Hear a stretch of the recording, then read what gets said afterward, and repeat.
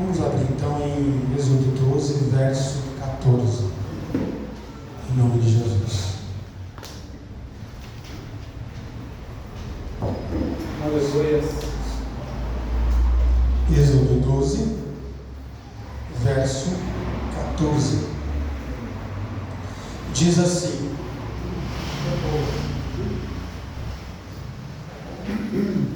precisa do fundo. Eu levei até aqueles que em casa hoje de fora.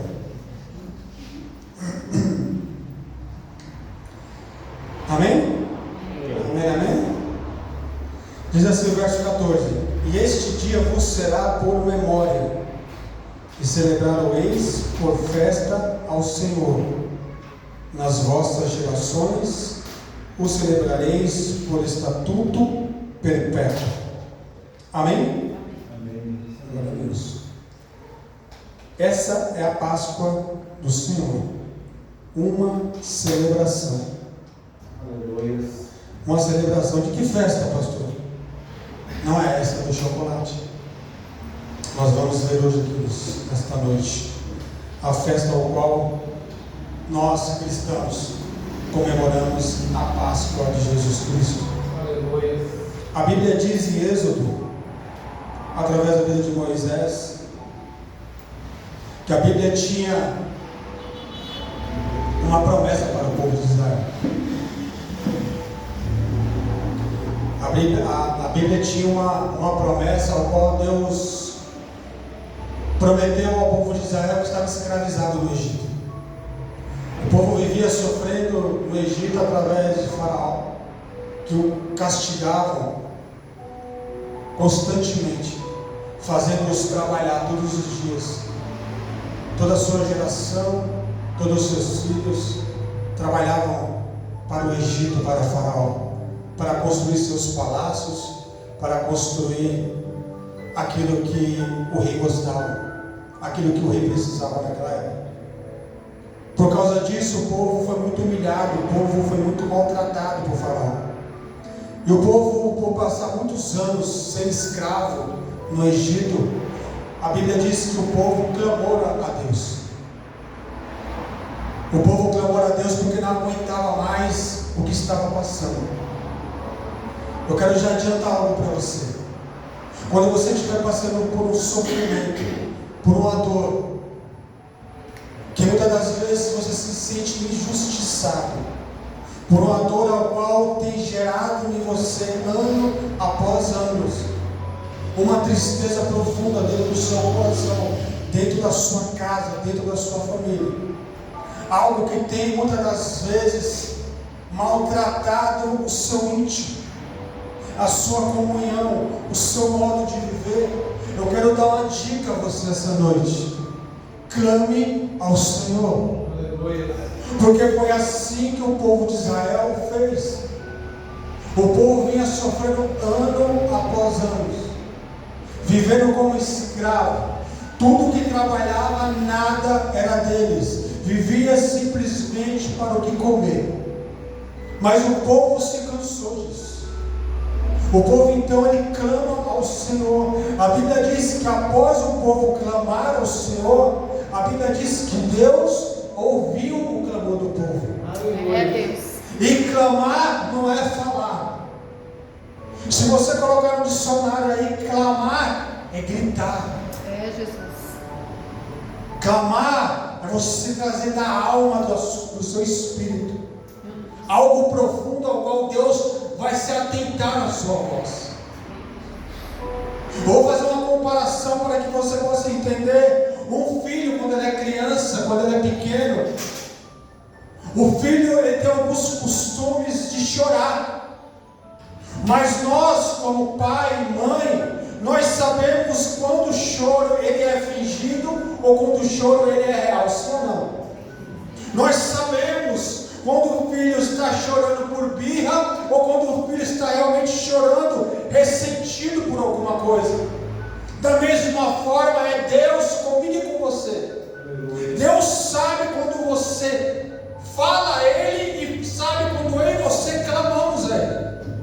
Ele sabe como que vem o nosso clamor e Ele sabe como vem o nosso pedido. Que a totalmente um diferente ao outro. Imagine só você está fazendo um pedido a Deus. Você vai falar: Senhor, eu preciso que o Senhor restitua a minha casa. Eu preciso que o Senhor abra uma porta de emprego para mim. Eu preciso que o Senhor mude a vida do meu marido, mude a vida da minha esposa. Você abre a sua boca e fala. Se acontecer, glória a Deus. Se não acontecer, vou continuar orando. Agora, quando você tem um filho no leito de uma cama à beira da morte, você não vai falar para o Senhor da mesma forma que você pediu por outras coisas anteriormente. Você vai falar: Senhor, eu preciso que o Senhor entre nesse momento nessa causa. O seu clamor não vai ser um pedido, vai ser um clamor. Meu Deus. Por que você não quer que aquela situação permaneça da maneira que ela esteja, ou que ela está passando naquele momento? Você não quer. Por você não querer, você vai clamar de uma maneira tão grande, querido, que Deus vai inclinar os ouvidos e falar: olha, eu estou ouvindo algo diferente dele, eu estou ouvindo algo diferente dela. Agora ela não está mais só pedindo, ele está clamando. Ou seja, agora ele quer que eu intervenha. Meu Deus. Agora ela quer que eu entre verdadeiramente na vida dela. E a Bíblia diz que quando ele ouve o clamor de um filho, querido, a Bíblia diz que ele atende. Aleluia. Ao meu e ao teu clamor. Glória a Deus. E a Bíblia diz que o povo de Israel clamou a Deus. Deus então enviou Moisés, o libertador do povo. Aleluia. Vou correr um pouco aqui. A Bíblia diz que Deus levantou Moisés. Todos conhecem a história, amém? Amém. Rapidamente, resumindo, Moisés foi colocado pela sua mãe no cesto, ao lado do lago do rio, e o cesto está ao lado do rio.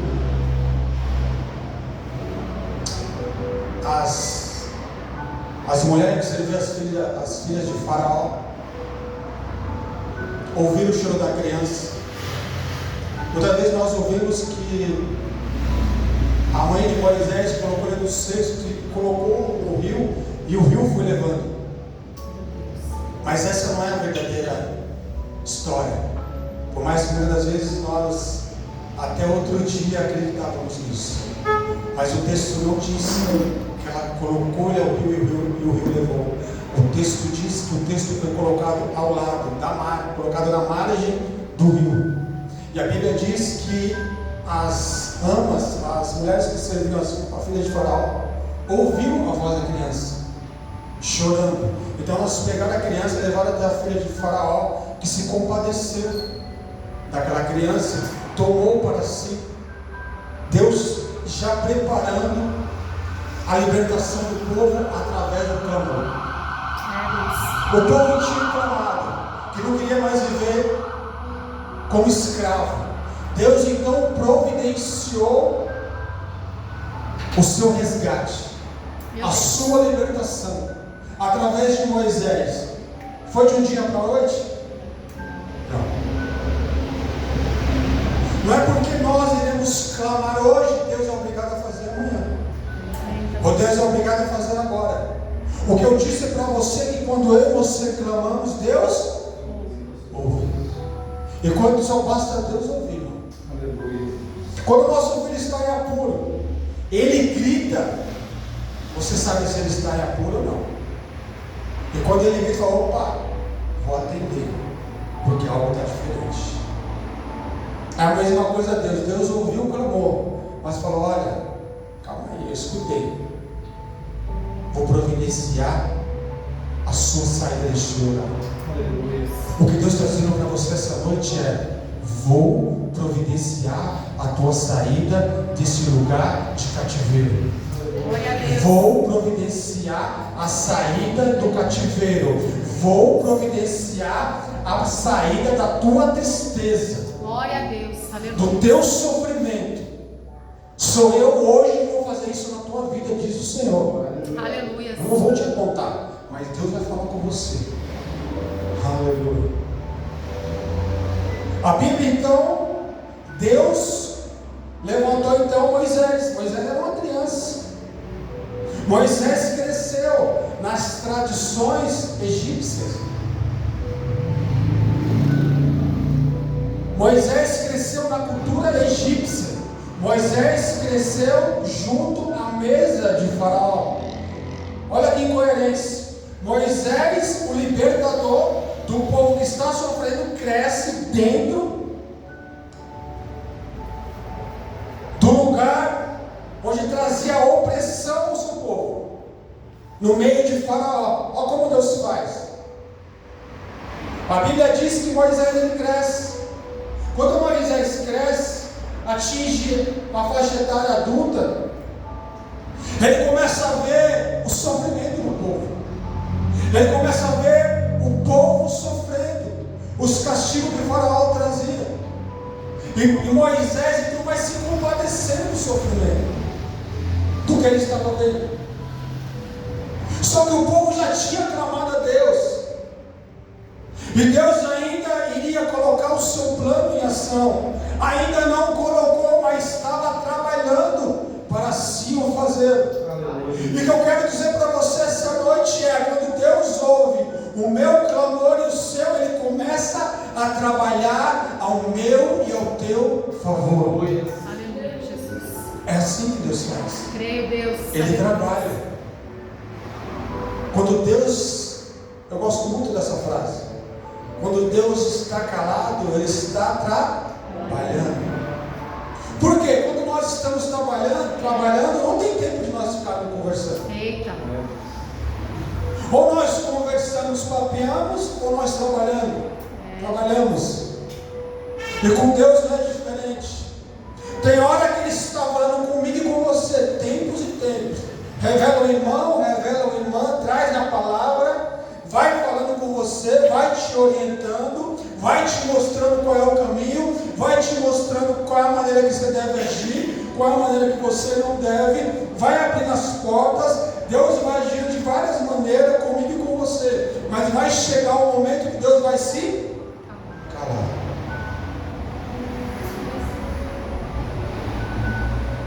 E aí, muitas das vezes, quando Deus se cala, nós falamos: Deus parece que não está me ouvindo.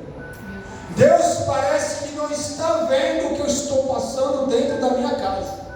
Deus parece que não está vendo o que está acontecendo com o meu marido. Deus parece que não está vendo o que está acontecendo com o meu filho.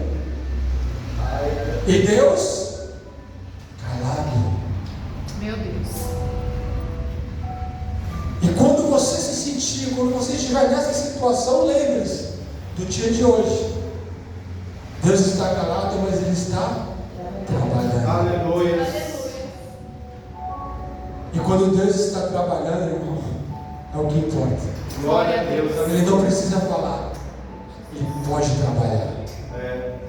Deixe Ele trabalhar. Aleluia. Porque quando Deus está trabalhando, Ele está trabalhando ao nosso favor. Por causa do quê? Do meu e do teu clamor. Por quê? Porque nós não aguentamos mais a situação ao qual nós estamos vivendo. Assim é o Deus que você servimos. O Deus que eu e você servimos é esse. A Bíblia diz que então Moisés ele atinge a estatura adulta. Deus então fala com ele, fala: olha, cuidei de você até aqui, só que você não vai ficar na vida boa que você está levando aí. Você está aí para uma missão. Você vai livrar o povo do sofrimento de Faraó. A Bíblia diz então que Moisés diz assim: Senhor, mas como eu iria fazer isso? Não se importe, Moisés, eu vou te ensinar como você vai fazer. E a Bíblia diz então ele começa a trabalhar na vida de Moisés. Deus aparece na sarça ardente, aí você conheceu a história. Deus fala com ele, Deus instrui ele e fala assim: olha, você vai até Faraó. Vai falar para ele: olha, Solte o povo, liberte o povo. A Bíblia diz que Faraó endurece o coração. Deus começa a mandar as pragas, uma após outras. Na nona praga, Deus mandou 10 pragas. Na última praga, Deus falou, fala para Moisés que eu vou matar todos os primogênitos. Todos, se ele não deixar o povo ir. Aleluia. A Bíblia diz que Moisés foi lá, diante de Faraó. Falar, olha, meu Deus está dizendo, liberta o povo, ou ele vai matar todos. Eu já tinha mandado todo tipo de praga, gafanhotos, areia, tudo. Tinha transformado a água em sangue, tinha matado os peixes. Só que cada vez que Deus mandava uma praga, o coração de Faraó se endurecia mais ainda. E quando chega no último momento da última praga, o Faraó tinha um filho que iria o suceder mais tarde. Seria o seu sucessor. Então Deus chega num ponto onde vai afetar diretamente a vida de Faraó, que é através do seu filho. Então Deus diz assim, olha, solta o povo, ou Deus vai lançar, vai matar todos os primogênitos. A Bíblia diz que Faraó não acatou a ordem de Deus. Aí vai surgir a Páscoa, a festa de Páscoa. Eu queria que você acompanhasse comigo no texto, para não ficar somente eu falando, para não ficar somente eu dizendo se isso é verdade ou não. Então você, dentro desse texto, agora nós abrimos em Êxodo 12, eu queria te acompanhar uma leitura. Deus começa a instruir o povo sobre a Páscoa. Eu já vou te falar isso aqui no caso da Páscoa. Lê comigo o versículo 5 para nós adiantarmos um pouco. Então, vamos ler o 4. Versículo 4. Diz assim, mas se a família for pequena para um cordeiro, ou seja, Deus tinha mandado pegar um cordeiro. E ele diz assim no versículo 4. Vamos começar do 3, para você entender melhor. Falai a toda a congregação de Israel, dizendo, aos 10 deste mês, torne cada um para si um cordeiro, ou seja, cada um pegue para si um cordeiro. Deus falando, segundo as casas dos pais, um cordeiro para cada família. Ou seja, cada família deveria pegar um cordeiro, ou seja, cada casa que tivesse uma família pegaria um cordeiro. E a família dos judeus, hebreus, não era pequena igual a minha sua, que às vezes são 4 pessoas, 5, era grande. O judeu gosta de ter muitos filhos. Aí ele fala assim, cada família pega um cordeiro, versículo 4.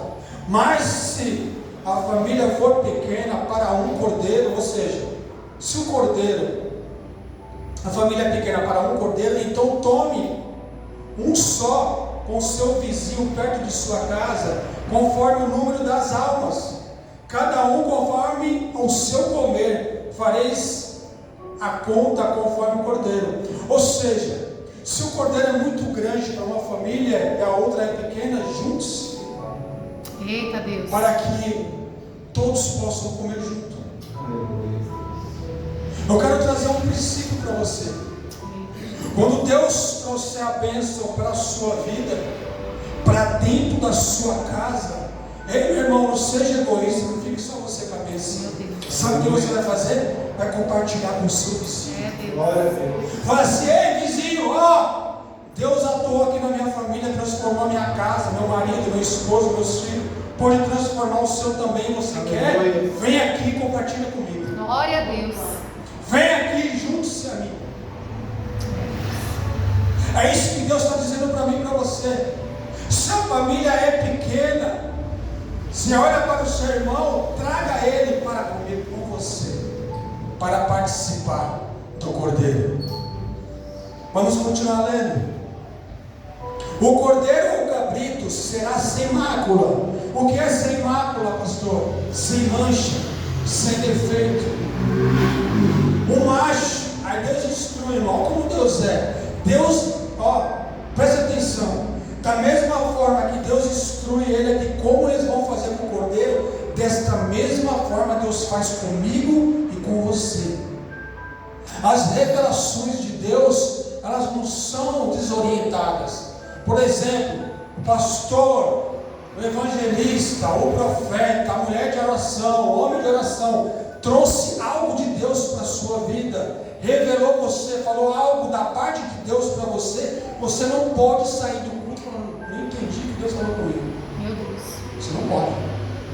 Se a revelação não trouxer entendimento para você, não adiantou de nada a revelação, porque ela não trouxe orientação. Não sei se você está entendendo. Deus, ele é claro. Deus não traz confusão.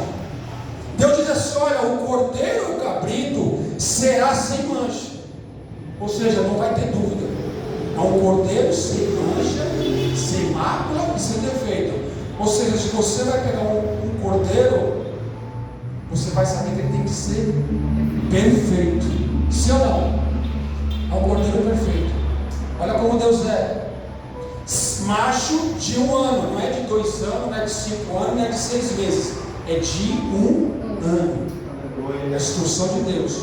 O qual tomarás das ovelhas ou das cabras. Porque talvez a família tinha cordeiro, mas não tinha cabra. Ou um tinha um, ou o outro tinha o outro. Então ele deu, sabendo a minha estrutura e sabendo a sua, ele sabe o que ele pede para mim, ele sabe o que ele pede para o meu vizinho. Deus, aleluia. Ele sabe que o meu vizinho suporta o da direita, ele sabe o que o da esquerda também como suporta. Por isso eu não sou você e você não é eu, isso é óbvio. O que eu quero dizer para você essa noite é que você não vai ser igual a mim. Deus vai te usar muitas das vezes melhor do que Deus usa eu. Aleluia. Deus vai usar você de uma maneira ao qual muitas das vezes Deus não vai me usar. Talvez Deus consiga me usar em cima de um púlpito. Talvez Deus precise de você para usar para o seu vizinho. Eita Deus. Para a sua vizinha. Para a pessoa no seu trabalho, na sua casa, na sua faculdade, na sua escola, eu não sei, irmão. Talvez você seja ganhador de alma muito mais do que eu estou aqui no púlpito. Você consegue entender como Deus é? Mas eu e você temos o mesmo galardão no céu. Eu e você estamos trabalhando para o único Deus. Cada um de nós receberemos a porção ao qual Deus preparou para mim e para você. Por isso que nem todos vocês são pregadores e nem todos os pregadores são ouvintes. Porque se todos vocês fossem pregadores, não teria ouvintes da palavra. Por isso que é necessário que tenha quem apregue a palavra, é necessário quem as ouça, para que a palavra de Deus possa ser proclamada. Em nome de Jesus. Versículo 6. E o guardareis até o 14º dia deste mês. E todo o ajuntamento da congregação de Israel o sacrificará à tarde. Ou seja, guarda o cordeiro, reúne a congregação e vai sacrificar o cordeiro à tarde. E tomarão sangue e pô-lo em ambas os umbrais e na viga da porta, nas casas em que o comerem. Ou seja, a Bíblia, através de Moisés, disse assim: olha, Faraó, se você não libertar o povo, eu vou jogar a última praga, vou mandar a última, e essa vai matar todo o primogênito. Ele disse todos, inclusive os judeus. Ele disse todos. A praga ia matar todos. Só que Deus disse assim: olha, peguem um cordeiro, o que nós já lemos, reúna a congregação à tarde, asse o cordeiro, pegue o seu sangue e passe nos umbrais da porta. Coloque sangue nos umbrais, para que quando o anjo da morte vier e ele bater o olho nos umbrais da porta e ver o sangue, ele passará adiante. Aleluia. A Bíblia diz então que Faraó, ele tranca o coração, Deus manda a última praga.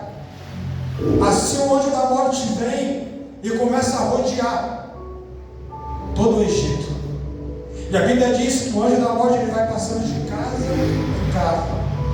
E quando ele olha os umbrais marcados com o sangue do cordeiro, ao qual Deus orientou o povo dele, que depois de colocar, depois de cear, depois de comer o cordeiro, deveria passar os seus umbrais, o sangue, para que a praga não chegasse até eles. A Bíblia diz então que o anjo da morte vem e fere o filho de Faraó. A Bíblia diz então que ele o mata. O filho de Faraó então morre diante da última praga a qual Deus enviou.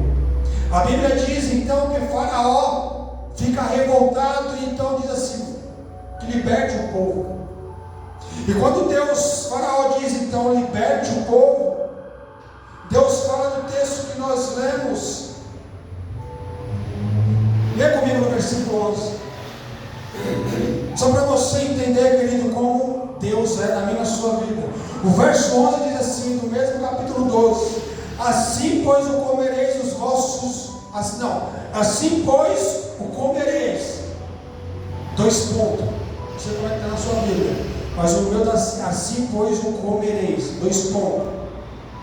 Os vossos lombos cingidos, os vossos sapatos nos pés e o vosso cajado na mão, e o comereis apressadamente. Esta é a Páscoa do Senhor. Aleluia. Eu vou te explicar o versículo 11, quando ele diz assim: assim pois o comereis. Ponto, 2 pontos. Os vossos lombos cingidos. O que é os vossos lombos cingidos? O que é os vossos lombos cingidos? A tradição judaica diz que o povo judeu se vestia com uma vestimenta como se fosse um vestido longo, sim ou não? Sim. Era um vestido longo.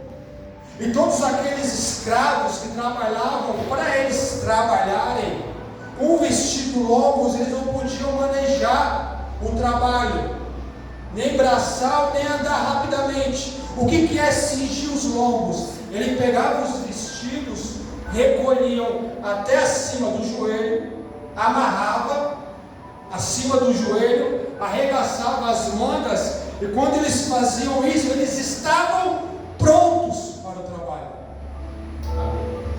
Você não pegou? Eles já estavam prontos.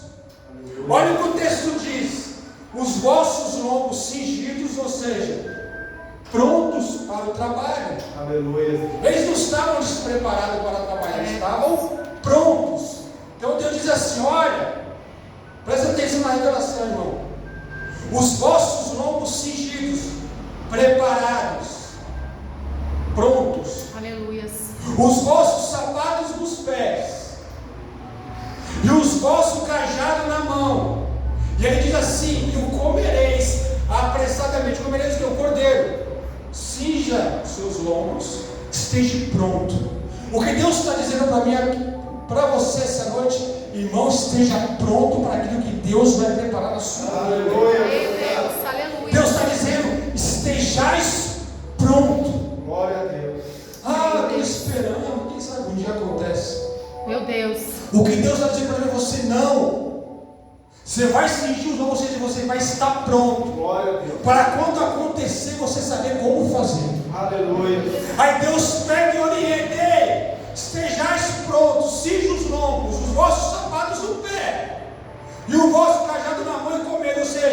comam, estejam prontos, que vai ser o momento de vocês partirem apressadamente. Porque o faraó vai liberar a sua saída do Egito. Aleluia. O que eu estou dizendo para você, Deus vai liberar a sua saída de escravidão da onde você está vivendo. Deus, aleluia. A sua vida de escravidão não vai ser mais a mesma. O seu trabalho não vai ser mais o mesmo. A sua vida sentimental não vai ser mais a mesma. Mas Deus está dizendo para você, vocês precisam estar prontos. Glória a Deus, aleluia, Jesus. Você precisa estar pronto, irmão. Jesus. Deus não consegue fazer nada com pessoas que não estão prontas. Meu Deus. Por isso que há uma necessidade de eu e você sermos preparados. Glória a Deus. Você entende o processo de Deus? Que Ele não é assim. Meu Deus. Deus não é assim. Por mais que você queremos, Deus não é assim. Ele prepara você, irmão. Meu Deus, Jesus. Ele diz assim: olha, povo, eu vou libertar vocês. Eu creio, meu Deus. Eu vou enviar um libertador para vocês. Glória a Deus, aleluia. Eu vou orientar vocês. Mas antes de tudo isso acontecer, vocês precisam estar prontos para esse momento. Glória a Deus, Jesus. Vocês precisam estar prontos para receber aquilo que vós tem me pedido. Deus. Imagina você pedir algo para Deus. Você ora uma porta de emprego e está deitado na sua cama até 10 horas da manhã, 11 horas da manhã.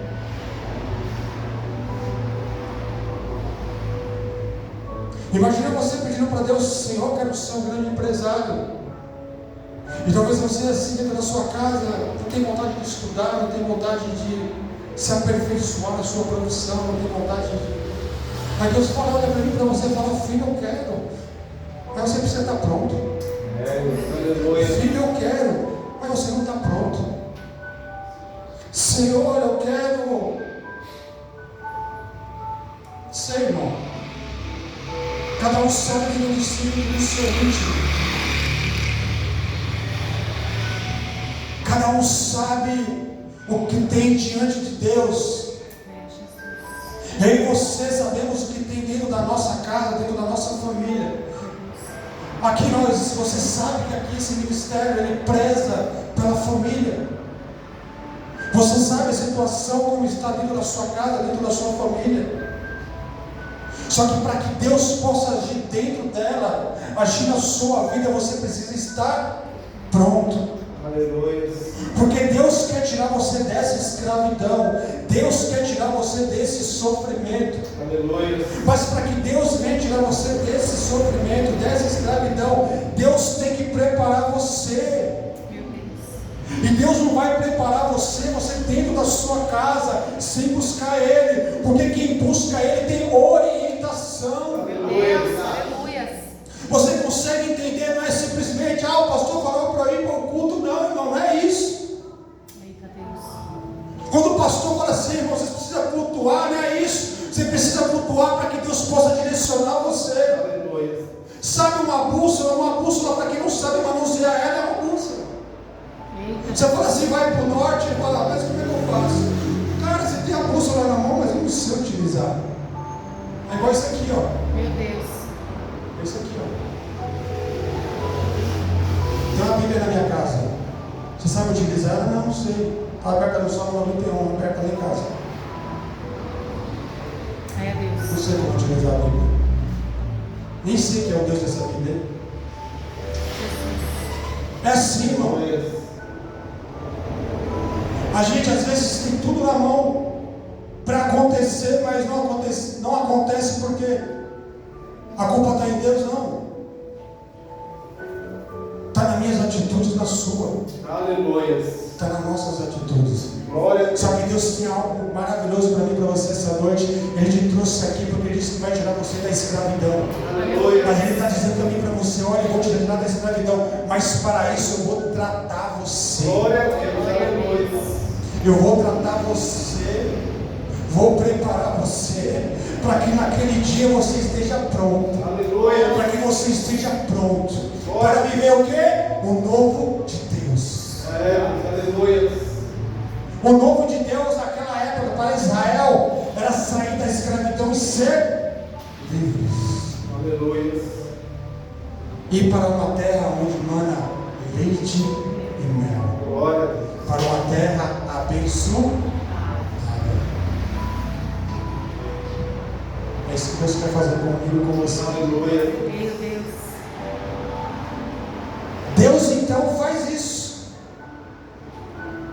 Como nós lemos, Deus falou: olha, esteja se preparado. Olha o 12. Você vai falar: o pastor está falando uma coisa que não está na Bíblia. Está legal. Deu 12. E eu passarei pela terra do Egito esta noite, e ferirei todo o primogênito da terra do Egito, desde os homens até os animais, e em todos os deuses do Egito farei juízo. Eu sou o Senhor. Aleluia. E aquele sangue vos será por sinal nas casas em que estiveres vendo eu sangue, passarei por cima de vós, e não haverá entre vós pragas de mortandade, quando eu ferir a terra do Egito. Verso 14. E este dia vos será como memória, e celebrarei por festa ao Senhor. Em algumas traduções está dizendo celebrarei, celebrarei,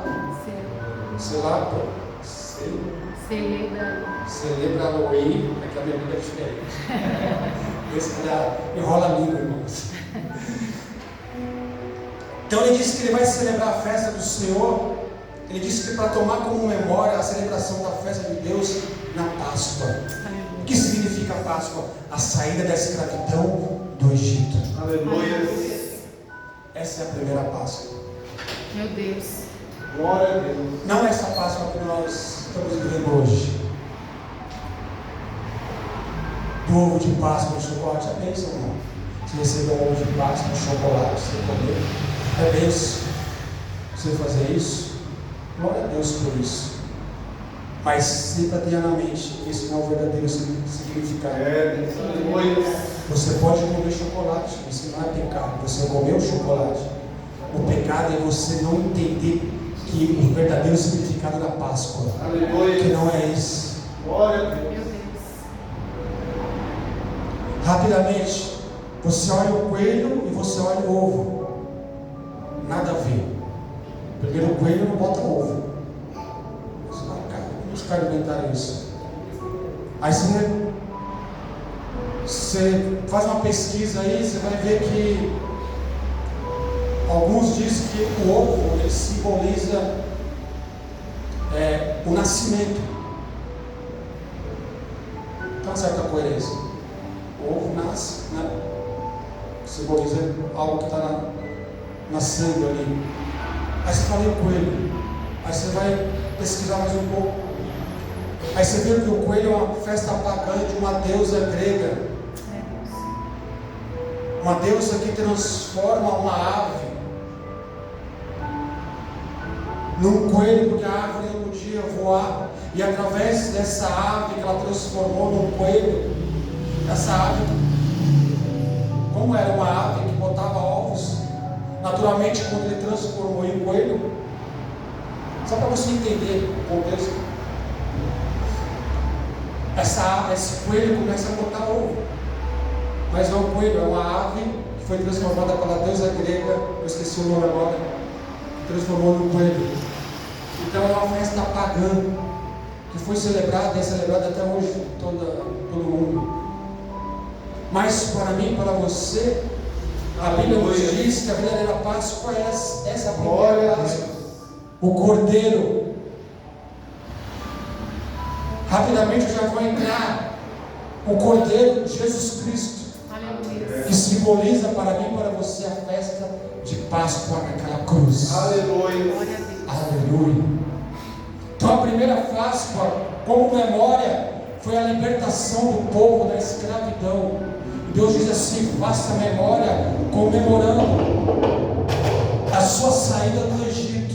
Comereis um cordeiro sem mancha, sem pecado, ao qual vocês pegarão o seu sangue, passarão nos umbrais da porta, que livrará vocês da morte. tudo revelando o futuro que iria por vir.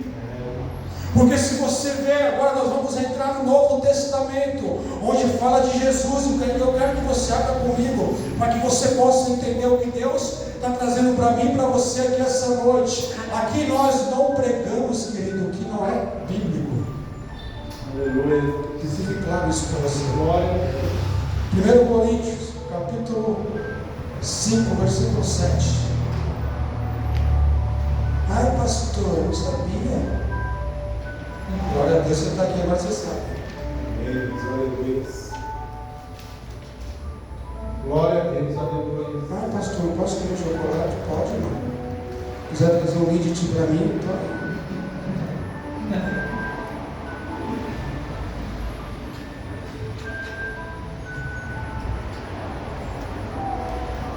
Brincando, irmão, pode trazer qualquer um para mim. 70% tá, que o pastor tem que manter fininho.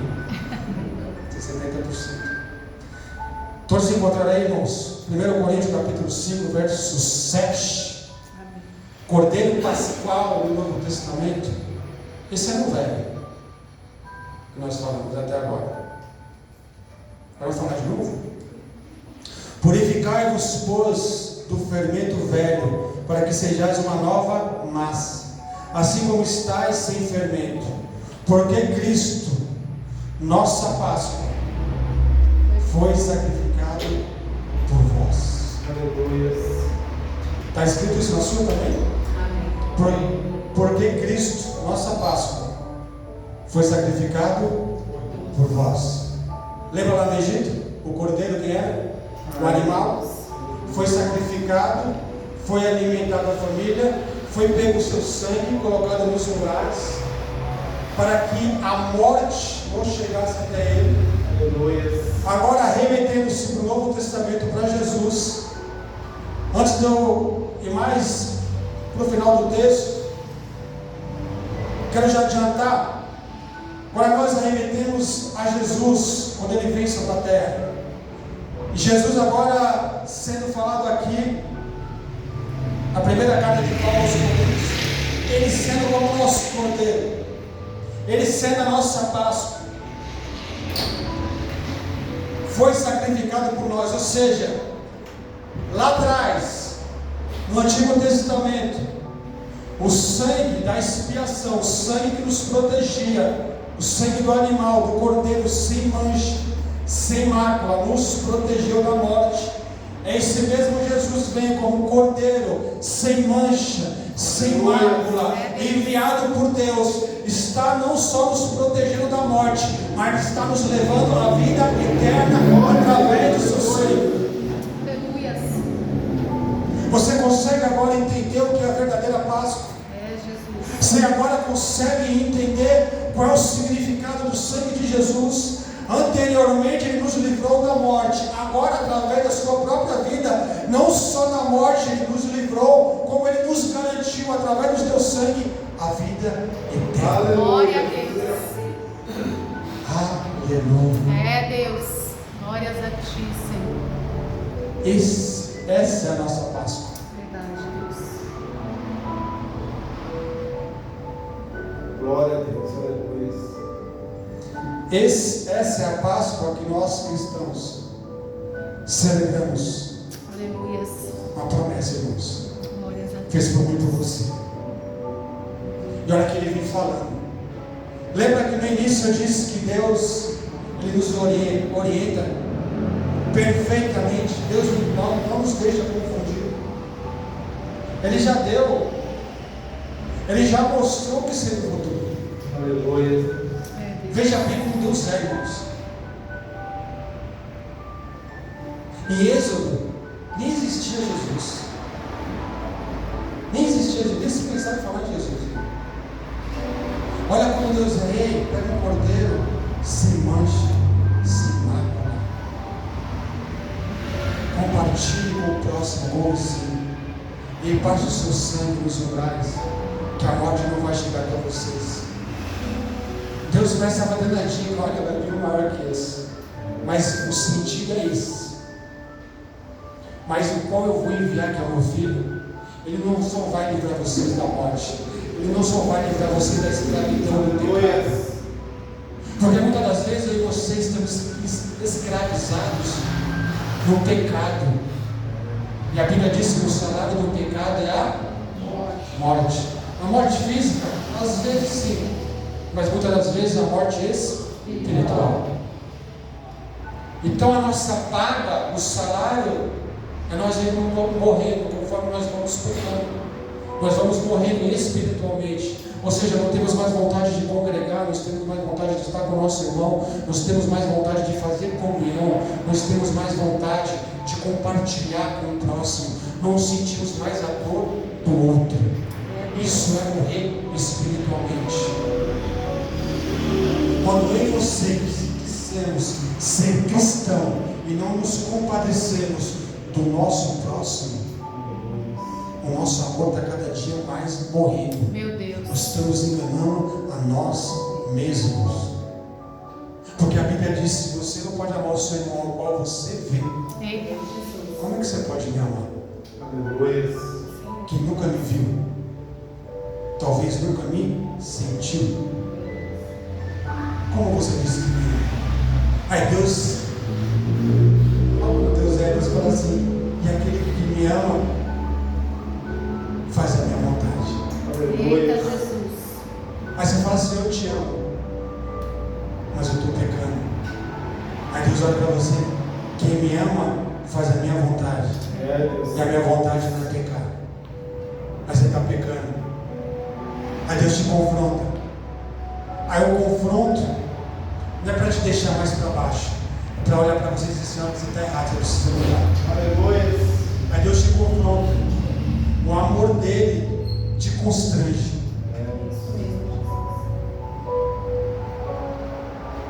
Sabe o que é o amor constranger? Eu só consigo explicar isso aqui. Você pega uma pessoa famosa. Você pega. Eu escutei isso de um jogador de futebol, vem agora na cabeça. Você pega um jogador famoso. Vamos pegar um jogador famoso. Vamos pegar Pelé. Pelé vai para um clube para que você possa entender. Pelé, o constrangimento como é que é. Pelé vai para um clube da Europa, Barcelona, por exemplo. Pelé vai para aquele clube. Pelé é o melhor jogador do mundo, chega naquele clube. Aí quando o Pelé chega naquele lugar, os demais jogadores que estão ali, outros famosos, nem tanto quanto, diz assim: olha Pelé, como você está chegando novo agora, você vai pegar todas as bolas que nós treinamos, você vai pegar todas as bolas e guardar. Aí Pelé pega, olha assim, e fala assim: não, sou Pelé, não pega bola nenhuma não. Eita. Aí do outro lado tem jogadores famosos. Vamos colocar que tem Maradona. Assim, Maradona e Pelé, que é mais conhecido. Maradona está do outro lado, junto com outros jogadores famosos.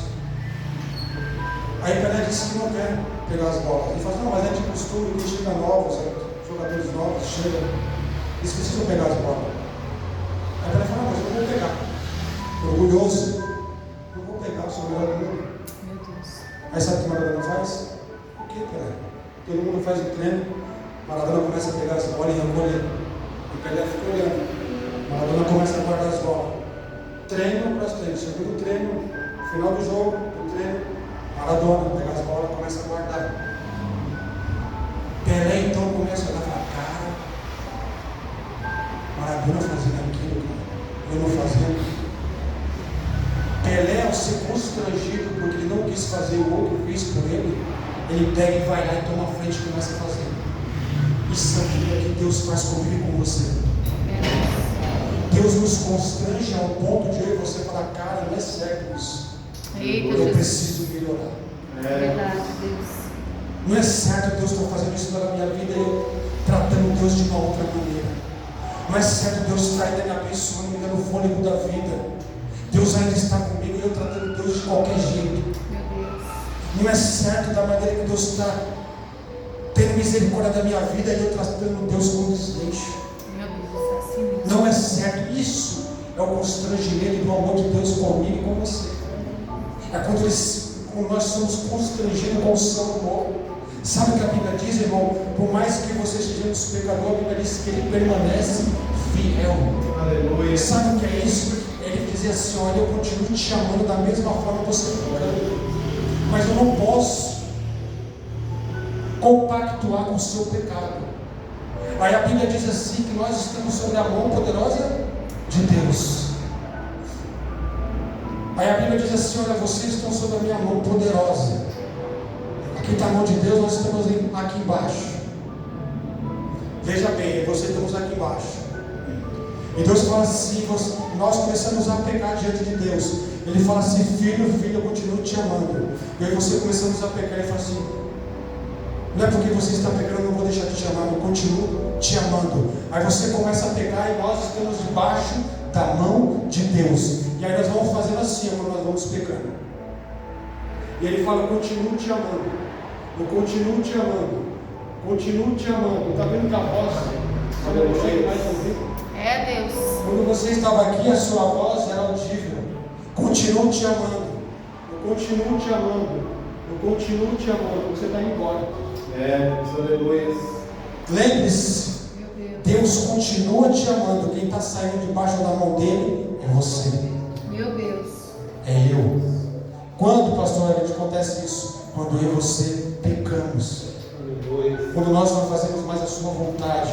Quando nós saímos da presença dele. Quando nós não amamos o nosso próximo. Quando nós não se compadecemos do nosso próximo. Quando nós não temos mais comunhão com ele. É assim que vai acontecendo comigo e com você. E sabe o que vai acontecer? Quando nós vamos distanciando dele, nós não vamos mais ouvir a sua voz. Aleluia. Por isso, quando você está lá embaixo, você diz assim: nossa, parece que Deus não está me ouvindo. Não está.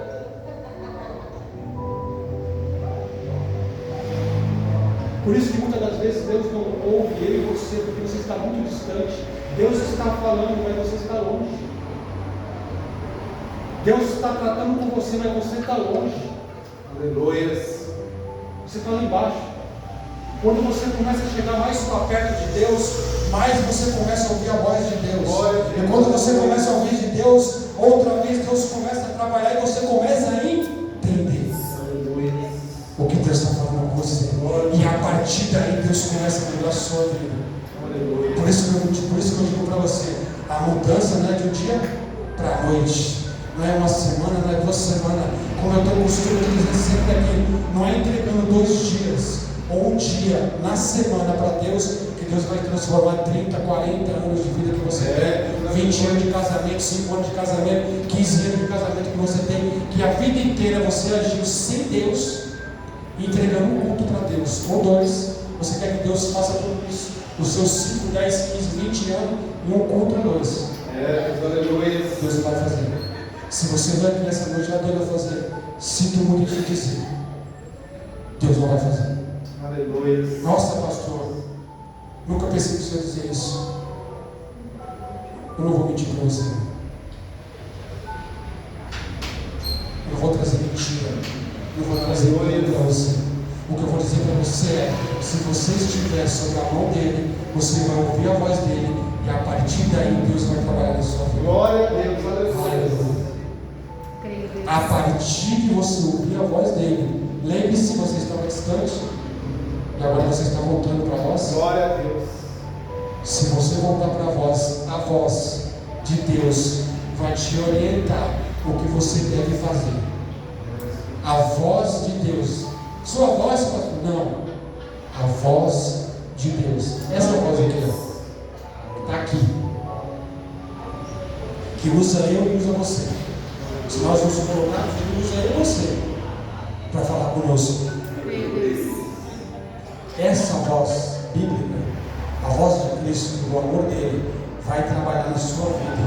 E você vai ver Deus transformar a sua casa.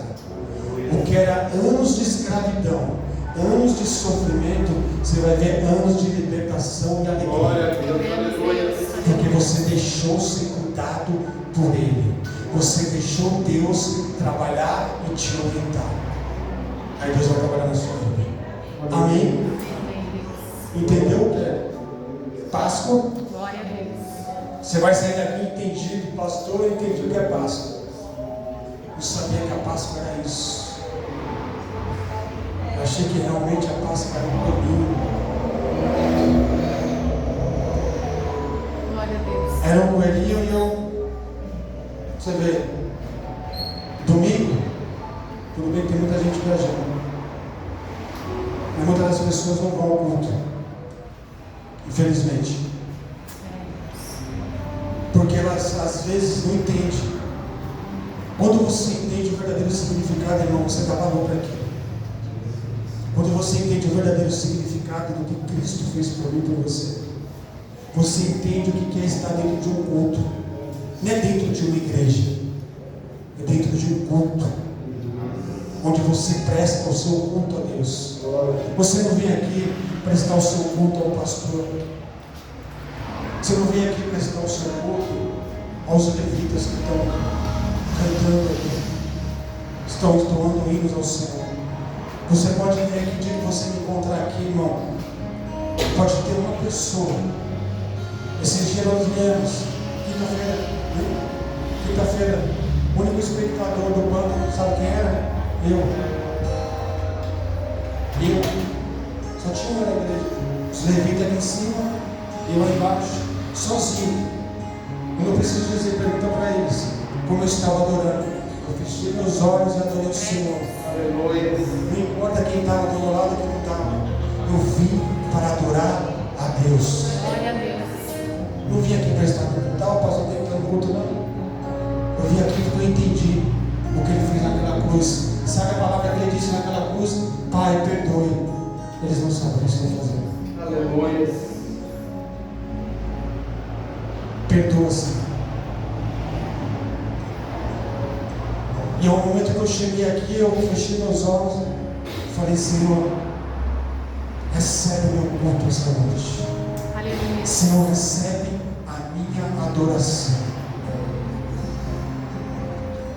E o que está faltando muitas das vezes para nós, para mim, para você, é nem a nossa entrega, o nosso entendimento perante o Deus que nós servimos. Porque quanto mais nós conhecemos esse Deus, mais nós nos dedicamos a Ele. Você vai conseguir compreender que cada vez que você conhece esse Deus, a sua misericórdia, você tem que mudar o seu interior. Você fala, quão miserável eu sou. Lembra quando Davi colocou diante de Deus e disse, Senhor, tire tudo de mim, mas não tire o teu espírito. É Deus. Senhor, pequei realmente contra ti. Eu matei meu melhor amigo para ficar com a sua mulher. Senhor, eu sei porque o Senhor não permitiu que meu filho sobrevivesse. Senhor, eu reconheço que eu errei, que eu pequei, que o mais miserável dos homens eu sou. Mas uma coisa, Deus, eu te peço, não retira o teu espírito de mim. Aleluia. Meu Deus. Ele conseguiu entender, irmão. Ele conseguiu, ele por algum instante, por algum momento, ele saiu da voz, da poderosa mão de Deus. Ele não estava mais ouvindo a voz. Mas quando as coisas começaram a acontecer, porque é isso que o pecado diz, o pecado, sabe, o pecado é a morte, ou seja, quando nós estamos pecando, as consequências do pecado vai trazendo consequências à nossa vida. Quais, pastor? A nossa vida sentimental, vai trazendo consequências à nossa vida espiritual, vai trazendo consequências à nossa vida física, vai trazendo consequências à nossa vida financeira. O pecado, ele entra não somente numa área, ele entra em todas as áreas que ele tiver brecha. O inimigo, irmão, ele veio para roubar, matar e destruir. Ele não veio para brincar comigo e com você. O inimigo não veio só para dizer assim, fiz ela perder o emprego. Irmão, o inimigo não só quer que eu e você venhamos perder o emprego. O inimigo quer destruir o nosso casamento, a nossa família, a nossa saúde, nossa vida financeira, quer destruir tudo. Você acha que ele só quer tirar o seu emprego? Você acha que ele só quer tumultuar a nossa casa? Ele não quer só isso. Ele quer destruir tudo. Rapidamente.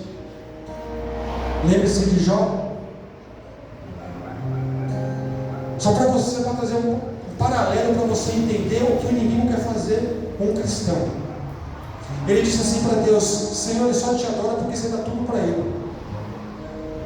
Deus conhecendo o coração dele, Jó, como Deus conhece o meu e o seu. Sabia que Deus conhece? Porque essa Bíblia aqui, ó, ela diz assim: conheço o teu levantar e o teu deitar.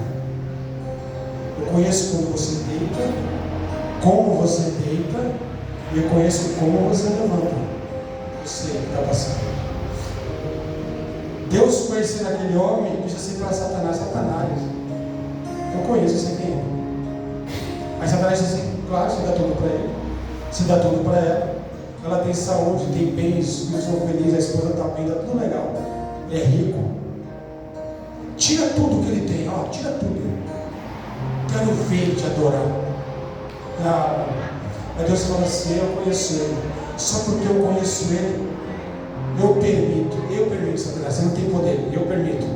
Tira tudo que ele tem, só não tira a vida dele. Você acha que o inimigo tirou o que dele? Tirou só os bens, irmão? Nada. O inimigo, ele queria tirar só os bens de Jó. Ele queria tirar tudo. Quando ele chegou para Deus, disse assim: ele só te adora porque você dá tudo para ele. Então eu quero tirar tudo que ele tem. Eu não quero tirar só a riqueza dele. Eu não quero tirar só a esposa, que a esposa ficou. Eu não quero tirar só seus filhos. Senhor Deus, eu quero tirar tudo. Depois que eu tirar tudo, eu quero ver se ele vai te adorar. Deus falou: como eu conheço levantar e deitar, fica à vontade, vai lá.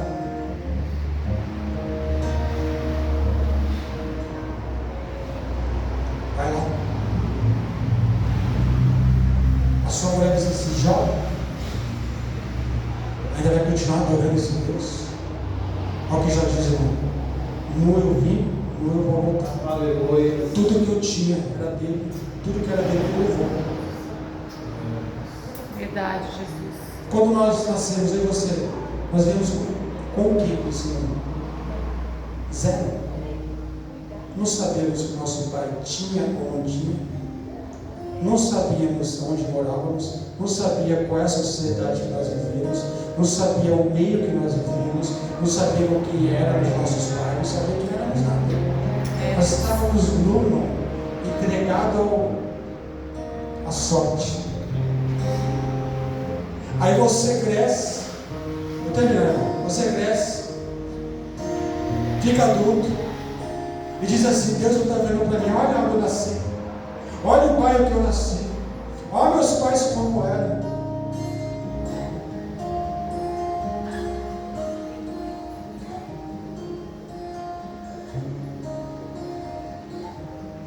E não lembramos que viemos nu.